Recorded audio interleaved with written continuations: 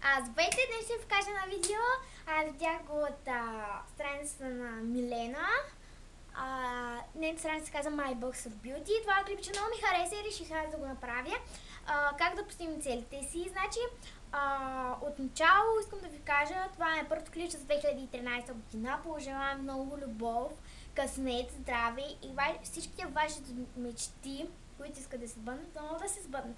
И разбира се, най-накрая много щастие. Добре, преминаваме към клипчето. Аз съм си направила графа. Първо трябва да си направите графа на един лист, какъвто и да е голям, малък. Аз съм си го направила на ето такъв.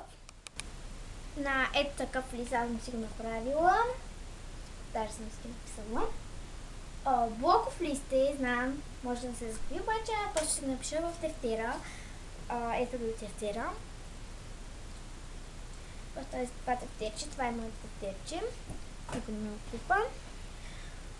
Аз искам да преминаваме към графата. Голямата графа. Извинете, знам ли как да се прави. Както казвам. Така, аз съм си направила на 3 графи. Здраве, промяна, грижа, училище. Всъщност 4, защото казах 3, извинете за грешката ми. Значи в графата здраве съм си написала да спортувам повече. Не знам защо съм го написала, но аз съм много мързелива. Не съм мързелива, обаче по цял ден се излежавам на ето това пенце, ето тук, където го виждате. Винаги се излежавам там и вече ми писна. И си казах, трябва да започна да спортувам, да тренирам. Всъщност да тренирам, първо да карам колела. Така да правиш. Това е много гадно, да се прави по 10 минути на ден. Някой от вас сега гледа това видео, защото някой го гледа. Не се надявам на много гледания.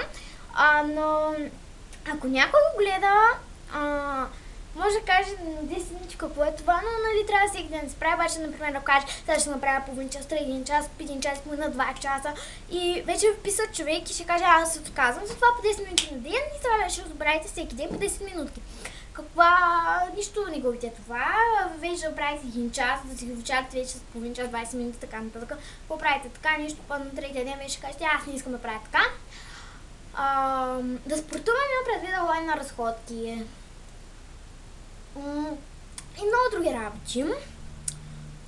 Да ходим на разходки до центъра, до ментъра, до изобщо с целия град, не целия град. Дори да отидеш да караш колело, дори да отидеш на магазин, все пак и нещо, все пак ти се спортуваш, караш колело, напълваш се по баири. Разбира се, ако има такива баири към вашия магазин. Така беше това за здравето. Преминаваме към промяната. Там съм написала малко е странно, но за мен това е най-важното, да се променя изцяло.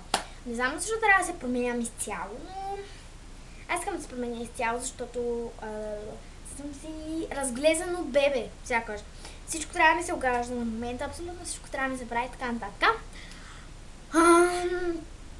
Затова съм си написала това да се променя изцяло и мисля това да го спазвам. Например, не майка ми да ме събужда сутрин, защото не си чувам алармата, а вече да се събуждам аз, да си оправям леглото, защото така ме мързи и мама си направи с леглото. Не искам, приеми го ти, сякаш ми е слугиня, но жената не е нужда да се натварва. Така, това беше за промяната, знам много малко съм писала нищо. Грижа, да се грижа за себе си. Това значи да не излизам без шал или шапка, да не излизам по къс ръкав.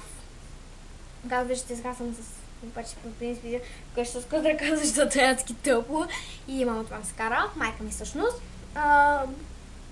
И така, да не се разхвърлям навсякъде. Това беше за промяната, за грижата. Да се грижа за лицето, ногтите, абсолютно всичко, защото сега те са просто ужасни, ето може да видите. Не всъщност много ужасни, обаче просто са ужасни, казвам ви, честно. Така че това е за грижата. Знам, писал съм по едно, даже съм сложила един удивителен. Един въпросителен. После още един въпросителен. Така че в училище, знам, аз съм този клас, ако не знаете все още. Съм сложила да уча повече. Не, че сега не си уча, обаче просто, например, ето този предмет много мразя.